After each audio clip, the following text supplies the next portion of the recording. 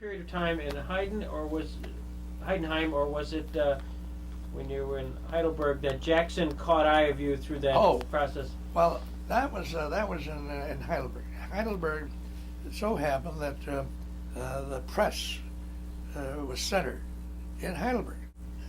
But the press corps for the rest of the American occupied zone was in Heidelberg because it wasn't destroyed, and the war command too was in Heidelberg. So it was an important city, much more important than its university status made it before the war.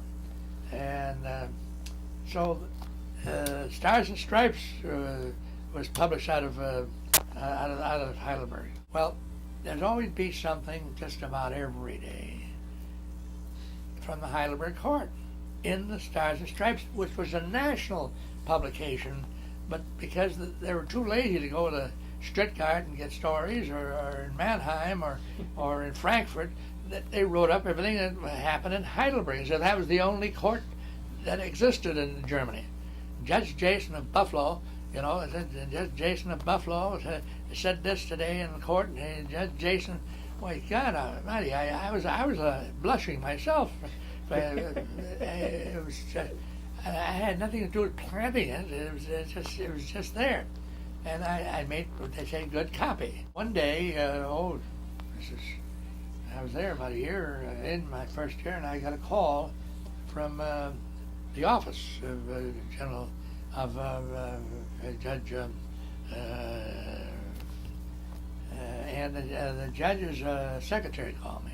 Elsie Douglas? Yes, and she said, Judge Jasen, and I said yes. This is Elsie Douglas, and I'm secretary to Judge Jackson and Nuremberg, and he'd been reading with interest your exploits in Heidelberg, and he noticed that you're from Buffalo. And he said, did you know that Judge Jackson was originally from Jamestown? Oh, yes, I knew that, but I didn't know him, and he left the area when I became a lawyer. In fact, I was he was out of here in '33. He went to Washington with the New Deal as attorney for the Internal Revenue, I think. Right. That's where he went. And I said, yes, I knew of him. I have mutual friends that knew him when he was in Jamestown. He practiced law. And Franklin Brown and Frank Reichley and people like that. I said, I know. In Buffalo. And we talked about it. Well, anyway, she said, well, he said, if you ever by this way, the judge would be very happy to make your acquaintance. If you have an occasion to be in Nuremberg, why, I certainly I'd love to make the acquaintance of Justice Jackson. And I said, when can I see him? I was anxious. Sure. Oh, she said, well, are you free on Friday? And I said, why, sure. I can arrange my schedule accordingly. I said, I'll drive down there and see him. And so I went down to see him, and Friday afternoon, and he was off the court. The court session that date, and I came to his office, and of course, security was very high. He had people there. He was surrounded by security because he was the chief prosecutor, and he had. But I cleared security. No problem there. But I had to go through a security and check, and then I went in the office and met the secretary first, and then she ushered me in.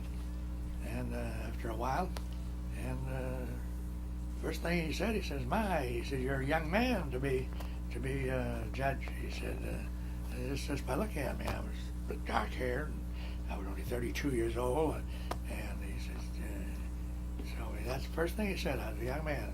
And then we talked back and forth about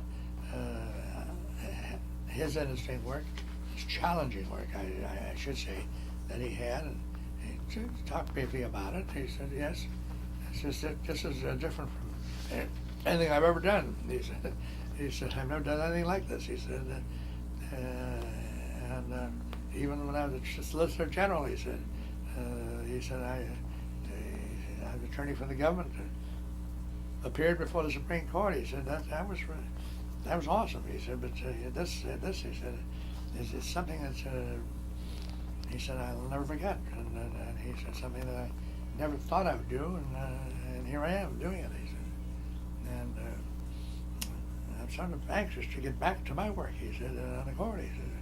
He did say that too, but he said I got to finish this. And we talked back and forth, and then we talked about the trial, the way it was going, and so forth. And he said, I suppose, he said, you want to put this to good use, your experience here. He said, it's a tremendous experience that you're getting when you get back home. And I said, yes, I hope so. And he said, well, what's your ambition? I'd like to be a judge.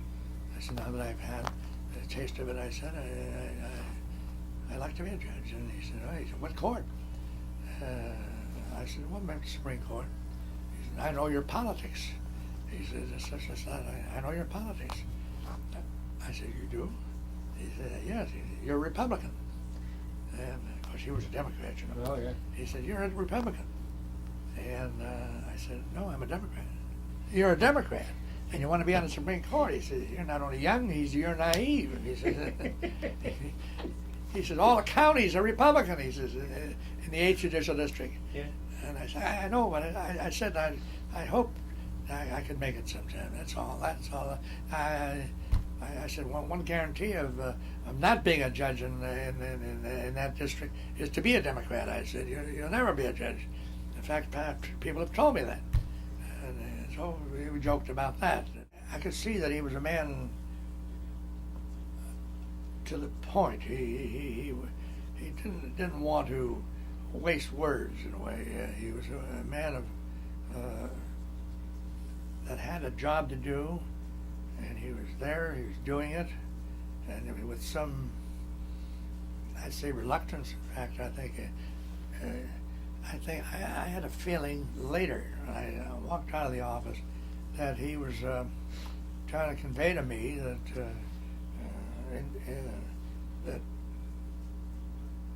he didn't know what he was getting into when he took the job, but he's going to finish it, no matter what. He's not going to quit halfway. He was determined to do that, and he enjoyed the challenge. But he didn't enjoy the nature of the work. I don't think so. I don't think he did. He didn't say that. No, he didn't say that. I just got the impression. Sure. That's about it.